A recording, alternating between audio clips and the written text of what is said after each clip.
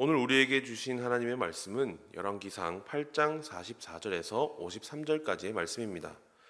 열왕기상 8장 44절에서 53절까지 말씀을 이제 봉독합니다. 살아계신 하나님의 말씀을 경청하십시오. 주의 백성이 그들의 적국과 더불어 싸우고자 하여 주께서 보내신 길로 나갈 때에 그들이 주께서 택하신 성읍과 내가 주의 이름을 위하여 건축한 성전이 있는 쪽을 향하여 여호와께 기도하거든. 주는 하늘에서 그들의 기도와 간구를 들으시고 그들의 일을 돌아보옵소서.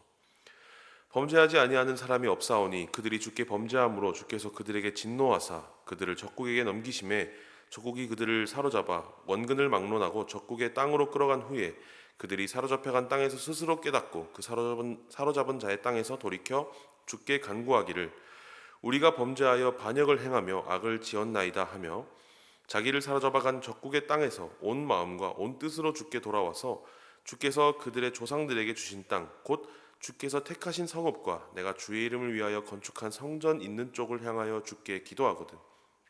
주는 계신 곳 하늘에서 그들의 기도와 간구를 들으시고 그들의 일을 돌아보시며 주께 범죄한 백성을 용서하시며 주께 범한 그 모든 허물을 사하시고 그들을 사로잡아 간 자 앞에서 그들로 불쌍히 여김을 얻게 하사 그 사람들로 그들을 불쌍히 여기게 하옵소서. 그들은 주께서 철 풀무 같은 애굽에서 인도하여 내신 주의 백성 주의 소유가 됨이니이다. 원하건대 주는 눈을 들어 종의 간구함과 주의 백성 이스라엘의 간구함을 보시고 주께 부르짖는 대로 들으시옵소서. 주 여호와여, 주께서 우리 조상을 애굽에서 인도하여 내실 때에 주의 종 모세를 통하여 말씀하심 같이 주께서 세상 만민 가운데에서 그들을 구별하여 주의 기업으로 삼으셨나이다. 아멘. 새벽기도에 나오신 여러분을 진심으로 환영합니다. 지성이면 감천이다 라는 말이 있습니다. 정성이 지극하면 하늘도 감동한다 라는 뜻이죠. 솔로몬이 성전을 건축하고 하나님께 간절하게 기도하는 이 간구하는 기도가 여러 가지가 있는데 이 기도 중 마지막 두 가지의 기도가 오늘 본문에 실려 있습니다. 지성이면 감천이라는 말처럼 솔로몬이 어떻게 하나님께 간절히 기도했는지 또 그 기도는 응답을 받았는지 이 시간 함께 살펴보면 좋겠습니다. 먼저 오늘 본문의 구성은 이렇습니다. 먼저 지난 본문에 이은 여섯 번째 중보 기도가 뒤따르고 있습니다. 44절에서 45절까지의 말씀은 전쟁에 대한 기도로 전쟁 가운데 있는 이들이 예루살렘 성전을 바라보며 곧 하나님께 기도할 때 그 간구를 들어달라고 기도합니다. 그리고 마지막 중보 기도인 일곱 번째 중보 기도는 포로에 대한 기도입니다. 앞선 전쟁에 대한 기도는 늘 승리에 대한 기도가 있을 텐데 일곱 번째 기도는 포로 곧 전쟁에서 졌거나 항복한 당시의 일을 기도합니다. 포로된 이들의 기도를 들어달라고 중보하는 것인데요. 어떤 조건에서 포로가 되었는지는 조금 더 자세히 살펴보면서 오늘 본문을 봐야 하겠습니다. 44에서 45절은 앞서 말씀드린 것과 같고 그렇다면 포로에 대한 기도를 어떻게 했고 그들이 어떻게 포로가 될 것이라고 예측하고 상정했는지에 대해서 살펴보도록 하겠습니다. 말씀을 같이 읽어보겠습니다. 46절에서 48절까지의 말씀입니다. 범죄하지 아니하는 사람이 없사오니 그들이 주께 범죄함으로 주께서 그들에게 진노하사 그들을 적국에게 넘기심에 적국이 그들을 사로잡아 원근을 막론하고 적국의 땅으로 끌어간 후에 그들이 사로잡혀간 땅에서 스스로 깨닫고 그 사로잡은 자의 땅에서 돌이켜 주께 간구하기를 우리가 범죄하여 반역을 행하며 악을 지었나이다 하며 자기를 사로잡아간 적국의 땅에서 온 마음과 온 뜻으로 주께 돌아와서 주께서 그들의 조상들에게 주신 땅 곧 주께서 택하신 성읍과 내가 주의 이름을 위하여 건축한 성전 있는 쪽을 향하여 주께 기도하거든. 46절을 읽어보면 솔로몬이 미래를 볼 수 있나 하는 착각이 들 정도로 하나님께 날카롭게 기도하는 모습을 볼 수 있습니다.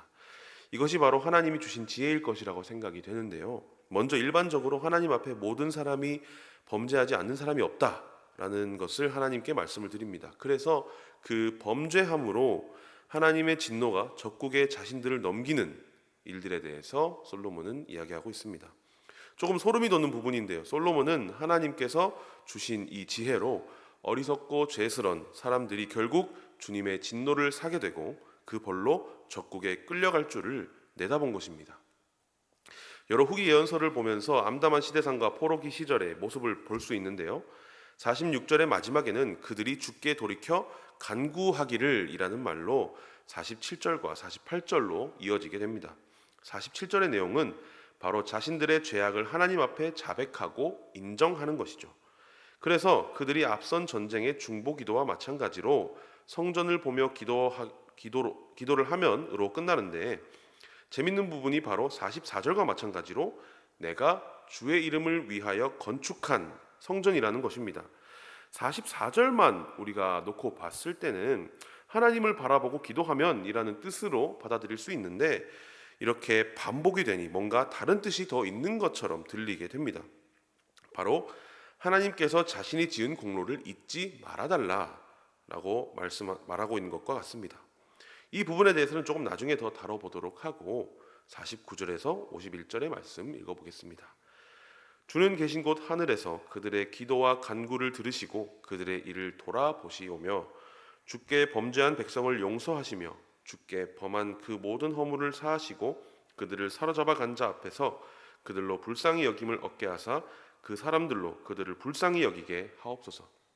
그들은 주께서 철 풀무 같은 애굽에서 인도하여 내신 주의 백성 주의 소유가 됨이니이다.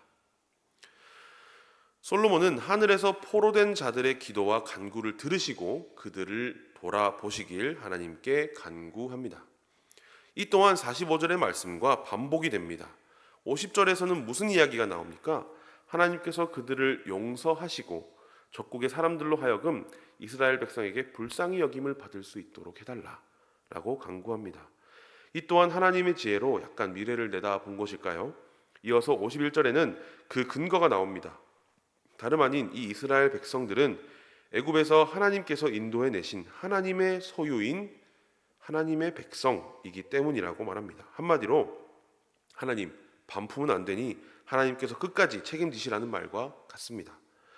52절과 53절 또한 하나님의 백성이니 그들의 간구를 들어달라고 촉구하며 오늘 본문이 맞춰지게 됩니다. 그렇다면 우리는 오늘 솔로몬의 기도에서 무엇을 알 수 있을까요? 첫 번째로 우리 신앙생활의 기본적인 자세에 대해서 알 수 있습니다. 먼저 솔로몬이 하나님께 간구하는 이 여러 가지 것들의 바탕에 있는 것들을 한번 알아봅시다. 이스라엘 백성과 하나님과의 관계는 언약 관계입니다. 즉 계약 관계라는 것이죠. 하나님께서 사람과 처음부터 계약 관계이셨던 것은 아닙니다. 조건 없이 사랑하시려고 하셨고 또 자유함도 주셨지만 인간은 그것들을 잘 지켜내지 못했습니다. 그래서 하나님께서 조건을 제시하셨습니다. 너희가 내 말에 순종하면 내가 이러이러한 것들을 해줄게 라고 말입니다. 그렇게 언약 관계가 시작되었죠. 따라서 오늘 솔로몬이 하나님의 성전을 짓고 하나님께 간구하는 것은 사람 측에서 하나님께 계약에 추가적인 조항을 넣는 것과 같습니다. 앞서 말씀드린 것처럼 내가 하나님을 위해서 지은 저 성전을 봐달라 라는 말은 하나님, 제가 하나님을 위해서 한 일들을 잊지 마시고 제 기도를 들어주시옵소서 라고 말하는 것입니다. 어쩌면 건방져 보이기도 하고 괘씸해 보이기도 하지만 하나님은 그것들을 교만이라고 하지 않으시고 결국 솔로몬의 기도를 들어주셨습니다. 우리들의 기본적인 신앙생활도 그렇습니다. 우리는 어쩌면 가끔씩 철면피처럼 하나님께 은혜만 달라고 떼를 쓸 때가 있습니다. 물론 하나님께서는 그 베푸시는 것을 아끼시거나 그것을 아까워하시는 분도 아니십니다. 그러나 어제와 오늘이나 내일까지 동일하신 하나님께서는 이 언약의 하나님이시기도 하십니다. 정말 하나님의 자비나 은혜 없이 못 사는 사람에게는 그것을 조건 없이 허락하시겠지만 기본적으로 신앙인이 아무것도 하는 것 없이 하나님께 무엇을 간구하는 것은 좀 순리가 이상해지는 것으로도 볼 수 있습니다. 그럼 우리는 무엇을 해야 하나님께 자비와 은혜를 구할 수 있습니까? 그것은 바로 하나님의 말씀대로 살아가는 것입니다. 그것이 없이 우리는 하나님께 복과 은혜를 염치 없이 구할 수는 없는 것입니다. 우리는 또 무엇을 배울 수 있었습니까? 바로 기도하는 방법 또한 배워볼 수 있었습니다. 하나님께 내가 이렇게 했으니 이제 이것 하시옵소서라는 기도는 구약 전반의 기도 좀 한다는 사람들의 입에서 많이 나오는 기도입니다. 혹은 하나님께서 하셨으니 이제 그 약속을 지키셨으면 좋겠습니다라고 하는 말 또한 유교적인 개념에서 봤을 때는 좀 버릇없어 보일 수 있지만 아까 나눈 말씀 중에 계약에 대한 이행으로 그리고 그 이행에 대한 촉구를 하는 것으로 볼 수 있습니다. 이 계약의 갑이자 모든 일을 시행하시는 분은 하나님이시지만 연약한 우리를 불쌍한 우리의 목소리를 결코 쉬이 넘기지 않으시는 은혜롭고 자비로우신 하나님임을 우리가 기억합시다. 전쟁과 포로에 대한 간구를 솔로몬이 했고 마치 예언이 이루어지듯 이스라엘은 하나님 앞에 범죄하여 포로 생활을 하게 됩니다. 그렇다면 하나님은 그 백성을 그들의 손에 내버려 두셨을까요? 그것이 아님을 우리는 성경을 통해서 알 수 있습니다. 기도는 하나님께 그저 구하는 것이 아니라 하나님의 약속과 하나님의 본성을 알고 그것을 가지고 기도하면 그 기도에는 하나님께서 반드시 응답하실 것입니다. 오늘 말씀을 통해 이번 한 주도 하나님의 말씀을 따르며 하나님께 또 간절히 기도하며 그 응답을 구하는 우리들이 될 수 있도록 주님의 이름으로 간절히 축복합니다. 기도하겠습니다. 은혜와 자비가 풍성하신 하나님 감사합니다. 솔로몬의 간구를 통해 이스라엘 가운데 역사하신 하나님, 동일하신 은혜와 사랑으로 우리와 함께하여 주시옵소서. 하나님께서 그들에게 베푸셨던 은혜를 우리 삶 가운데 똑같이 베풀어 주시기를 원합니다. 우리가 하나님의 말씀대로 살아갈 수 있는 힘 주시고 그 가운데 주님과 동행하며 살아갈 수 있는 아름다운 시간 또한 우리에게 허락하여 주시옵소서. 하나님을 더 알아가며 하나님께서 지혜를 허락하신 솔로몬처럼 우리도 하나님이 원하시는 바를 잘 알고 하나님께 우리의 일생 동안 하나님을 기쁘시게 해드리며 살아갈 수 있도록 우리를 불쌍히 여겨 주시옵소서. 이 모든 것 예수님의 이름으로 기도드립니다. 아멘.